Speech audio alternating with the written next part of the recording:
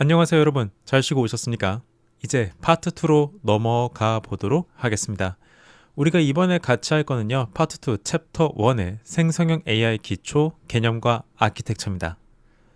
자, 이번 챕터에 존재하는 섹션을 함께 소개해 보도록 하겠습니다. 이번 챕터에 존재하는 섹션은 두 가지 섹션이 존재를 하고 있는데, 첫 번째 섹션은 생성형 AI의 정의와 차이가 있고요. 두 번째 섹션은 주요 생성 모델의 구조를 갖다가 다룰 겁니다. 자, 먼저 첫 번째 섹션 생성형 AI의 정의와 차이부터 함께 들어가 보도록 할게요. 여러분 교재에서는 98페이지를 펼쳐 주시면 됩니다. 여기 섹션에서는요, 외울 게 은근히 존재하고요. 또 두 가지 개념에 대해서 비교하는 것들이 나옵니다. 특히 일반 생성형 AI와 그냥 AI의 차이점, 생성 AI와 검색 시스템의 차이점, 이런 것들이 이제 존재를 하고, 실제 시험에서도 이런 종류의 문제들이 몇 번 관측된 바 있습니다. 그리고 그 이전에 등장하는 프롬프트 엔지니어 관련된 용어들, 그리고 생성 AI 관련된 용어들도 함께 이 섹션에서 자리를 차지하고 있습니다. 마지막으로 기타 생성 AI 관련 기술 부분이 존재를 하는데, 이 녀석들은 어디다가 집어넣기는 좀 애매한 듯 최근 좀 도드라지게 존재감을 보이고 있는 것들이라고 보시면 돼요. 그래서 우리가 이 섹션 1을 갖다가 공부할 때에는 약간 암기다라고 어느 정도 각오를 한 상태에서 공부를 하는 게 좋습니다. 자, 먼저 프롬프트 엔지니어링 용어부터 보도록 하죠. 기본 중에 기본입니다. 이 문제가 나온다 싶으면요, 틀리면 안 돼요. 그럼 굉장한 손해를 본 거예요. 자, 먼저 프롬프트, 생성형 AI한테 입력하는 거의 모든 명령어랑 지침을 다 통틀어 가지고 프롬프트라고 부릅니다. 그리고 두 번째, 프롬프팅. 자, 프롬프트는 입력하는 명령어를 갖다가 말한 거로 치면요, 프롬프팅은 이런 명령어를 입력하는 하나의 과정을 다 통튼다고 보시면 돼요. 그래서 우리가 누군가한테 뭔가를 말할 때, 야, 그거 프롬프팅 한번 해봤어? 프롬프팅 썼어? 이런 식으로 말하면 된다는 소리죠. 물론 사실 그냥 프롬프트 썼어? 이렇게 통용하는 형태로 많이들 알려져 있습니다. 자, 다음 프롬프트 엔지니어죠. 자, 프롬프팅을 하고 그리고 프롬프트 엔지니어링을 설계하는 사람들이 바로 이 프롬프트 엔지니어입니다. 그래서 매번 입력을 다시 바꿔보고 또 지웠다가 테스트하면 다시 또 돌려보고, 이런 여러 가지 절차들을 진행을 하는 사람들을 보고 프롬프트 엔지니어라고 부른다, 이렇게 알고 계시면 될 것 같습니다.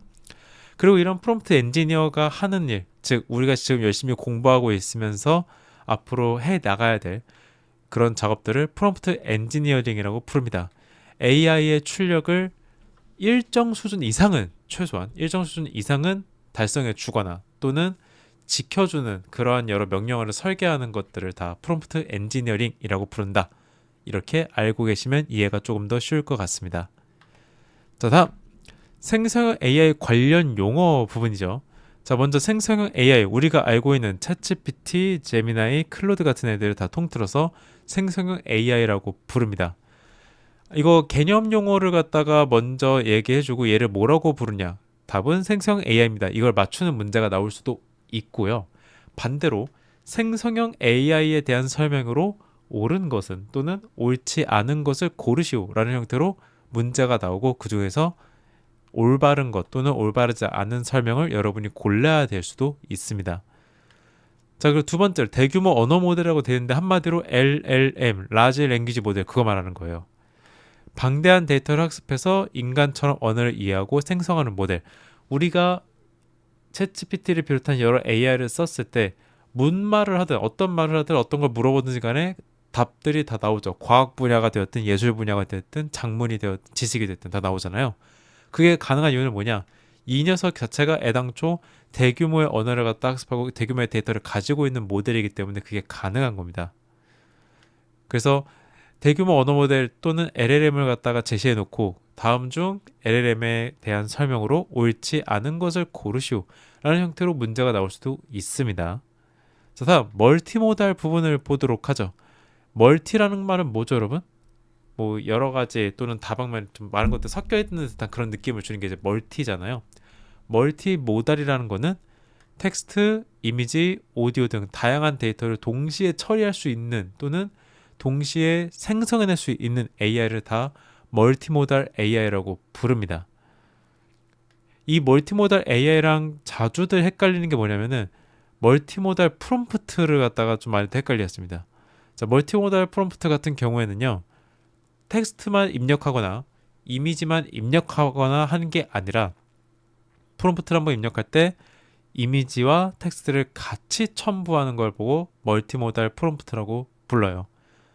그러니까 이제 프롬프트의 영역에서의 멀티모달을 말하는 것인지 아니면 AI 자체의 영역에서 기준으로 멀티모달을 말하는 것인지 이 둘 정도는 여러분이 구분할 수 있어야 됩니다. 자, 다음 생성형 AI랑 일반 AI의 차이, 이거 물어보는 문제가 꽤나 빈번하게 등장을 합니다. 자, 일단 생성형 AI는 학습한 패턴을 응용해서 새로운 콘텐츠를 만드는 창조 작업을 수행하는 게 목적이자 강점입니다. 기존의 AI들은 그럼 뭐가 가능했냐? 일반 AI는 데이터를 식별하고 분류하거나 수치를 예측하는 분석 작업을 주로 사용하는 목적이었어요. 자, 예를 들어서 그거죠. 내비게이션 AI한테 여러분이 갑자기 내비게이션 AI한테 과학적인 질문을 했을 때 내비게이션 AI는 그런 걸 못하죠. 아마 높은 확률로 잘 이해하지 못하겠어요. 다시 한번 말씀해 주시겠습니까? 이런 형태로 답변이 나올 가능성이 커요. 왜냐? 여러분은 일반 AI한테 생성 AI가 답할 만한 다른 분야의 데이터를 물어봤기 때문이에요. 자, 생성 AI는 텍스트나 이미지, 음성처럼 정답 없는 방대한 데이터를 학습한 상태입니다. 하지만 일반 AI는요, 개발자가 세팅해 놓은 특성과 정답이 매칭된 그런 구조화된 데이터로 학습을 합니다. 다시 내비게이션 AI로 돌아왔을 때 그 교차로에 차량이 진입한다. 교차로 도착 500m 전, GPS 값 기준으로 500m 전에 교차로에 대한 안내 메시지를 출력하게 하고 좌회전 차선으로 움직일 건지 우회전 차선으로 움직이게 할 건지를 다 적어 놓은 그런 구조화된 데이터를 학습해 놓은 상태가 바로 일반 AI죠. 자, 그리고 생성형 AI, 질문에 대한 답변이나 그림 등 구체적이고 복잡한 산출물을 출력한다. 그렇죠. 뭘 물어봐도 얘는 굉장히 높은 확률로 모른다는 말을 안 하고 뭔가 더 복잡하고 구체적인 걸 만들어냅니다. 그래서 나중에 우리가 다른 챕터에서 만나게 될 그 할루시네이션이라고 불리는 고의 싶은 일이 여기서 벌어지게 됩니다. 자, 반대로 이제 특정 클래스 분류나 확률 점수 같은 단순한 판단 결과 출력. 왜냐? 얘는 이미 개발자들이 세팅해 놓은 그런 데이터, 구조화된 데이터를 가지고 학습을 한 상태예요. 그러다 보니까 이 구조화된 데이터로 할 수 있는 게 별로 없는 거예요. 결국 특정 클래스 분류나 확률 점수 같은 아주 단순한 판단 결과를 출력하는 것, 그게 생성형 AI와 일반 AI의 가장 큰 차이라고 볼 수 있습니다. 자, 그리고 이제 생성형 AI랑 검색 시스템 부분도 보도록 하죠. 이것도 저 처음에 1급 치렀었을 때 왠지 봤던 것 같은 기억이 있어요. 제가 이 녀석에 되게 익숙하게 봤는데, 자, 생성형 AI는 질문의 의도를 파악해서 맞춤형 답변을 직접 쓰는 창작이 목적이라고 한다면, 검색 시스템은 좀 달라요. 우리가 알고 있는 네이버, 다음, 구글 이런 애들이 이제 검색 시스템이거든요. 이런 검색 시스템은 기존의 웹문서를 찾아가지고 링크를 연결해주는 정보 탐색의 형태들이 더 가깝습니다. 물론 이제 최근에 네이버가 됐든 구글이 됐든 검색을 하면은 AI 기능을 결합시켜 놓은 상태이기는 해요. 그래서 AI 답변이 출력되는 거 본 적 있으실 겁니다. 근데 엄연히 둘은 서로 다른 영역에 들어가 있는 거고, 검색 시스템 플랫폼이 이 기능의 일부를 가지고 와서 끼워 넣고 있는 겁니다. 그래서 이거를 혹시나 헷갈려 하시면 안 돼요. 지금은 우리가 검색해보니까 그게 나오던데 이렇게 헷갈려 하시면 안 돼요. 그래서 생성 AI는 학습된 지식을 바탕으로 확률적으로 문장을 재구성해서 출력을 한다. 그렇죠? 다음에 나올 글자를 예측을 한다던가 또는 비어있는 곳에 들어갈 글자를 예측을 한다던가 하는 식으로 확률을 기반으로 문장을 재구성을 해서 출력을 하는데, 검색 시스템은 그럴 필요가 없죠. 왜냐? 수많은 사람들이 카페, 뭐 블로그 또는 개인 사이트 또는 공신력 있는 사이트에다 올려놓은 것 중에 키워드가 감지되는 거를 가장 관련성이 높은 것, 또는 뭐 광고를 돈 내고 광고를 의뢰한 그런 사이트들을 매칭해주는 형태에 가깝죠. 그리고 생성형 AI는 학습 종료 시점까지만 정보를 알고 있어서 최신 정보에 약합니다. 맞죠? 컷 오프 데이트라고 부르는 건데 지금 그 여러 AI들이 웹 검색 기능이라는 체크박스 같은 게 하나 생겨 있는 경우가 되게 많습니다. 웹 검색, 온라인 검색, 실시간 검색 이런 게 별도로 선택지가 있는 경우가 있거든요. 왜 그러냐면은 그걸 만약에 꺼놓으면 해당 AI 모델을 학습시켜 놓은 그 데이터, 그 컷오프된 데이터가 1년 전인 경우가 많습니다. 그러니까 지금이 2026년 정도 되니까 지금 만약에 AI 학습이 된 걸 보면은 2025년 초에 학습이 끝나는 경우들이 있어요. 그럼 어떻게 된 거예요? 작년부터 올해 지금까지의 그 1년의 기간이 공백인 거죠. 그 AI 학습 데이터 상에서는. 그래서 여러분은 뻔히 알고 있는 걸 얘한테 물어보면은 못 알아먹어요. 대표적으로 구글의 나노 바나나 있죠. 이거를 물어봤을 때 나노 바나나라는 거를 해석을 못하는 애들이 있어요. 나노 바나나라는 거는 하나의 AI 서비스인 것으로 예상됩니다. 이렇게 얘기하는 애들이 있습니다. 왜냐? 나노 바나나는 작년에 8월 달에 본격적으로 등장을 했기 때문에 대부분의 AI들의 컷오프 데이트 안에 안 들어가 있어요. 그러니까 이제 존재하지 않는 AI다. 뭐 이렇게 판단을 하는 거죠. 자, 이제 기타 생성형 AI 관련 기술 용어들인데요. 새롭게 떠오르는 용어들입니다. 이게 특히 생성형 UI 얘가 생성형 AI랑 좀 헷갈리게 생겼죠.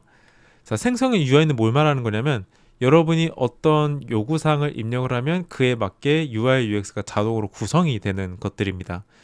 최근에 등장하는 여러 홈페이지 제작 프로그램, 홈페이지 제작 AI들이 이 생성형 UI의 하나의 확장판이라고 볼 수가 있죠. 그래서 회원 가입하는 웹페이지의 UI를 만들어 주라고 하면은 말 그대로 아이디, 이름, 비밀번호 이런 것들을 입력하는 칸들을 포함한 UI, UX가 구성이 되게 합니다. 그래서 이 생성형 UI의 개념들 알고 계시면 좋고요. 영어 명칭을 같이 알아두십시오. 책에다가 영어 명칭을 같이 적어놨는데 최근에 이 AI POT 단답형 주관식 문제에서 영어로 쓰라는 정말 영어로만 쓰라는 문제가 나온 적이 있어요. 무슨 어떠한 방향성인지는 이제 저로서는 잘 모르겠지만 영어로 된 명칭을 입력하라고 하는 문제가 나온 적이 있었거든요. 그러니까 무슨 말이에요? 여러분이 이 개념도 알고 있고 한글 명칭도 알고 있지만 영어 명칭을 모르면 이 문제를 틀린다는 소리입니다. 네, 그래서 꼭 영어 명칭 같이 알고 가십시오. 다른 애들도 마찬가지예요. 그거는. 자, 두 번째로 대규모 행동 모델 LAM이죠. 텍스트 입력을 실제 앱의 행동으로 변환한다 해서 LAM입니다.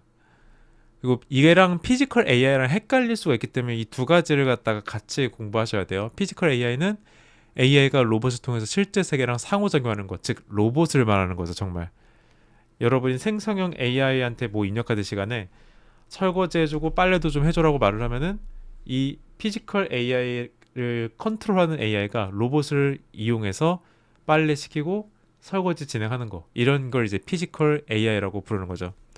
대규모 행동 모드 같은 경우는 소프트웨어적인 움직임이라고 보시면 돼요. 얘는 소프트웨어적인 움직임이라고 보시면 되고 얘는 피지컬 AI는 우리가 살고 있는 현재를 기준으로 작동한다고 이해하면 됩니다. 자, 다음 합성 데이터인데요. 얘는 AI를 통해서 인위적으로 생성된 데이터들을 이제 합성 데이터라고 부릅니다. 그리고 XAI, 즉 설명 가능한 AI를 보고 이제 XAI라고 부르는데 그 AI가 어떤 결과물을 출력을 했는데 당초에 도대체 뭔 근거로 이렇게 수행을 했는지 모르겠다라는 생각이 들게 결과물이 나오는 걸 보고 블랙박스 현상이라고 불러요. 그러니까 검은 상자에 담겨가지고 아무것도 안 보이는 거 있죠. 그런 상태가 블랙박스 현상인데 그 상황을 벌어지지 않게끔 하는 것, 그것이 바로 XAI, 설명 가능한 AI를 말합니다. 자, 제대로 이해했는지 한번 살펴보도록 할게요. 다음은 사용자의 입력에 대해 두 시스템이 내부적으로 처리하는 과정을 나열한 것이다. 각 단계에 대한 설명으로 옳지 않은 것을 고르시오. 풀어보도록 하죠. 시작하십시오.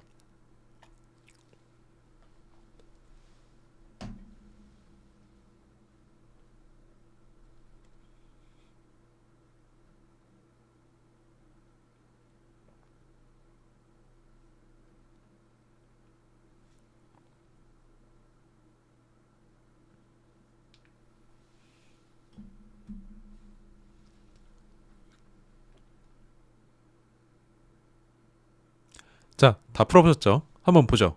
보기가 중요한데 일단 이 문제 옳지 않은 것을 고르는 게 핵심입니다. 옳은 걸 고르면은 틀린다는 거죠.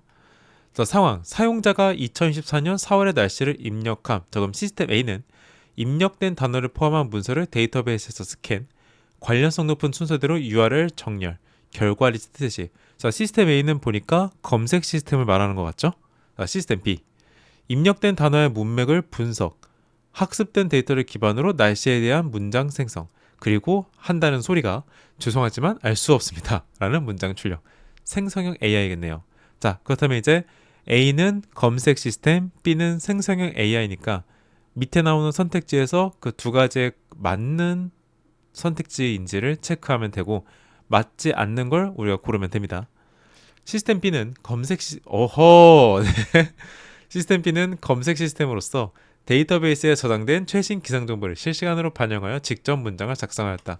아니죠. 일단 우리가 시스템 B가 뭔지 모르더라도 자, 시스템 B 지금 뭐라고 그랬어요? 죄송하지만 알 수 없다고 했죠. 모른다잖아요. 그죠?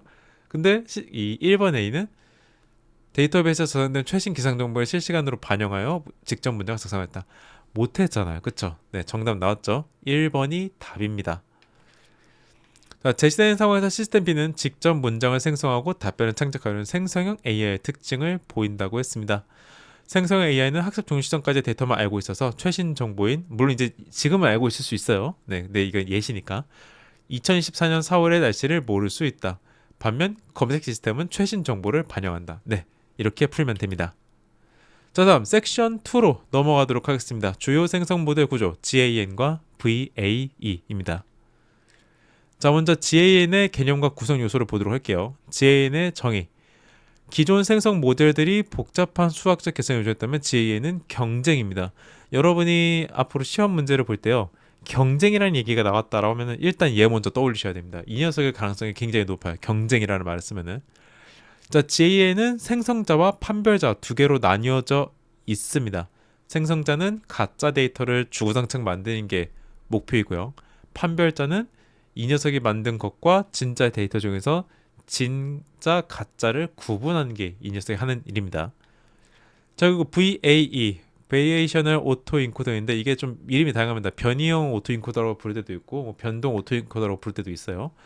자, VAE는 입력 데이터를 잠재 공간의 확률 부분을 인코딩한 다음에 이를 샘플링해서 원본과 유사한 데이터로 다시 생성해내는 겁니다. 그래서 얘는 데이터를 갖다가 입력받는 인코더랑 그 입력받은 데이터가 잠재 공간에 있다가 다시 출력되게 되는 디코더라는 부분으로 나뉘어져 있어요.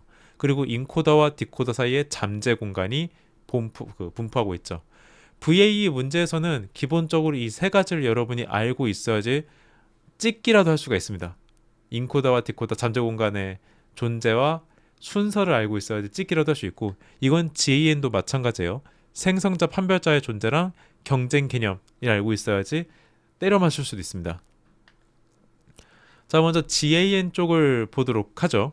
자, 생성형 적대 신경망. 원래 예전에는 적대적 생성 신경망이었는데 이름이 좀 다르게 바뀌었어요. 자, GAN은 생성자와 판별자가 경쟁하며 학습하는 구조입니다. 그래서 무한한 싸움이에요. 생성자가 이기면 판별자의 성능을 더 끌어올리게끔 조율이 되고, 판별자가 이기면 생성자의 성능이 더 끌어올리게끔 조율이 됩니다. 그래서 최종적으로는 둘 다 윈윈하는 거죠.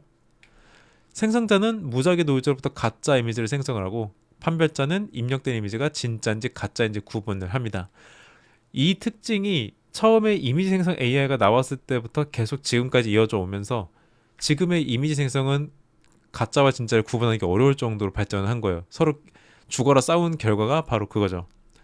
그래서 영화라던가 게임, 교육 콘텐츠 중에서 무수히 많이 이미지 생성에서 확인이 되고 있고요.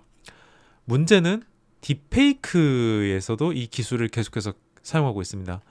예전에 딥페이크는요, 진짜 막 중구난방했거든요. 그 혹시 제가 이제 개인의 초상권이나 저작권이 있을 수 있어서 여기다 띄워놓지 못하지만 윌 스미스 딥페이크라고 검색해 보시면요, 정확히는 윌 스미스 스파게티 딥페이크 검색해 보시면은 윌 스미스가 막 찌그러져 가지고 스파게티를 막 손으로 막 먹고 있는 엄청난 게 나와요. 네.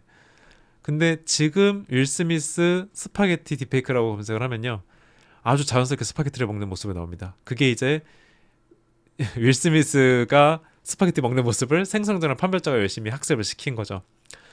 네, 어쨌든 그러한 문제 때문에 딥페이크의 기술을 작동시키고 성장시킬 때 GAN이 사용이 된다라는 사실을 알고 계셔야 됩니다. 왜냐하면 얘 문제에서 얘가 나올 때가 있고요. 얘 문제에서 얘가 나올 때가 있어요. 둘 중에 하나만 알고 있으면 하나를 모를 수가 있습니다. 둘 다 알아야지 문제 하나라도 주워 담습니다. 자, 다음 변형 오토인코더 VA이죠. 자, 이 녀석의 구조는 다음 것 같아요. 입력, 인코더, 잠재 공간, 디코더, 출력. 중간에 이제 공식 같은 것들이 있기는 한데 이거는 여러분이 진짜 전체적으로 공부를 할 만큼 했다 싶을 때 그때 돌아와서 보십시오. 이거 하나 외우려고 다른 과목 섹션 하나 공부할 수 있는 시간을 버리기에는 너무 아깝습니다. 자, 변형 오토인코더. 인코더와 디코더로 구성된 생성 모델이고 인코더는 여기서 입력 데이터를 잠재 공간의 확률분포로 변환을 합니다. 그러니까 이제 보통 문제에서 나온다면요. 여기를 비워놓거나 여기를 비워놓거나 여기를 비워놓는 겁니다. 그리고 여기서 좀 악랄하게 난이도를 만약에 높인다면 영어로 쓰라고 하겠죠. 그렇죠? 부디 안 그러길 바라는데 그럴 가능성이 있습니다. 조금 더 편하게 해석해 보자면 이런 식입니다. 자, 먼저 이 복잡한 데이터를 인코더에다가 때려 넣습니다. 그래서 예를 들면은 우리가 수십 장의 고양이 사진을 갖다가 인코더에 때려 넣는다 치면은 고양이가 점프하는 사진도 있을 거고 고양이가 자는 사진도 있을 거고 고양이가 식빵 굽는 사진도 있을 거고 고양이가 그 양양 펀치하는 사진도 있을 거 아니에요? 그 모든 사진을 다 학습하는 거는 너무 이제 효율이 안 나오니까 모든 이미지의 핵심 정보, 즉 고양이는 털이 있다, 고양이는 수염이 있다, 그런 핵심 정보가 있죠. 모든 사진에서 공통적으로 발견되는 그 핵심 정보를 유형에 압축해가지고 이 잠재 공간에다가 보관해 둡니다. 패턴들을 그렇게 보관해놨다가 이제 사람이 어떤 고양이 사진을 갖다 생성해주라고 하면 그때 보관해놨던 패턴 핵심 정보를 쓱 뜯어와가지고 재구성을 하는 거예요. 그게 디코더에 사는 일인 겁니다. 이런 메커니즘이라는 것 정도를 여러분이 알아두시면은 VA를 기억하고 원리를 이해하는 데 도움이 될 겁니다. 자, 한번 문제를 풀어보도록 하죠. 다음은 사회적 이슈가 된 오바마 전 대통령의 가짜 연설 영상 사건에 대한 기술 분석 보고서의 일부이다. 보고서의 여기 있죠? 가에 들어갈 핵심 알고리즘의 작동 원리로 가장 적절한 것을 고르시오. 자, 문제 한번 풀어보도록 하시죠.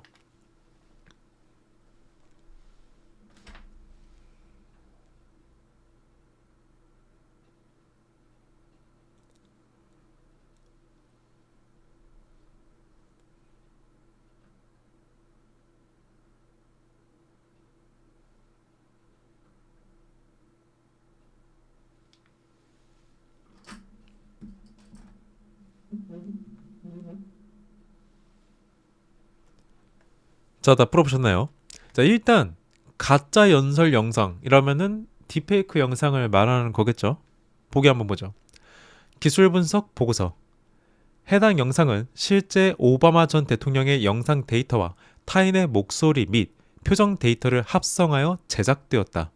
이 기술은 딥페이크라 불리며 그 기저에는 2014년 이안 굿펠로우가 제안한 가 알고리즘이 존재한다. 이 알고리즘은 두 개의 신경망이 서로 적대적으로 경쟁하며 성능을 향상시키는 독특한 구조를 가진다. 자, 서로 경쟁하는 거 뭐라고 했습니까? 그쵸, GAN이죠. 적대적 생성 신경망 맞죠?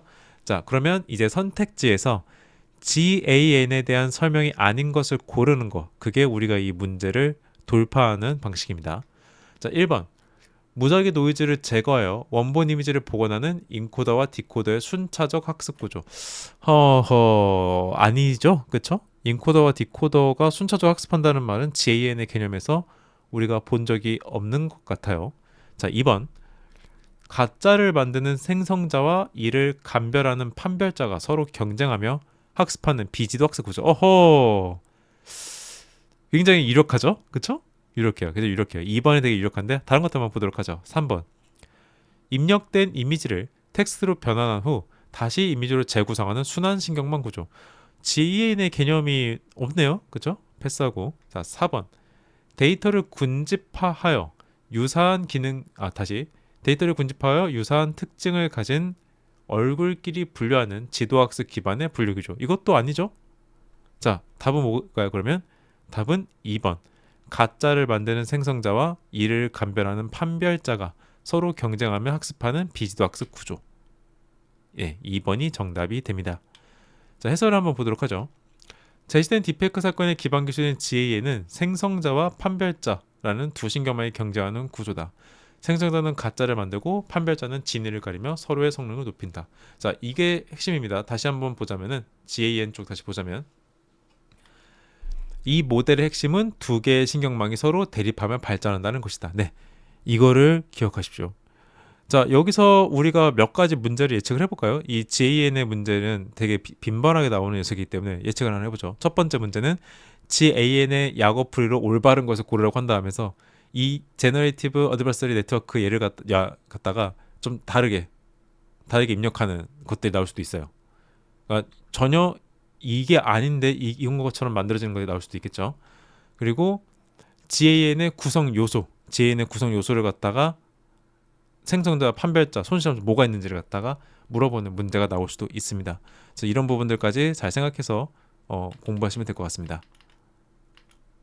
자, 해서 이번 섹션 여기서 마무리 짓도록 하겠습니다. 자, 다음 섹션으로 또 넘어갈 테니까 그때까지 여러분 충분히 쉬었다가 다시 돌아오시면 될 것 같습니다.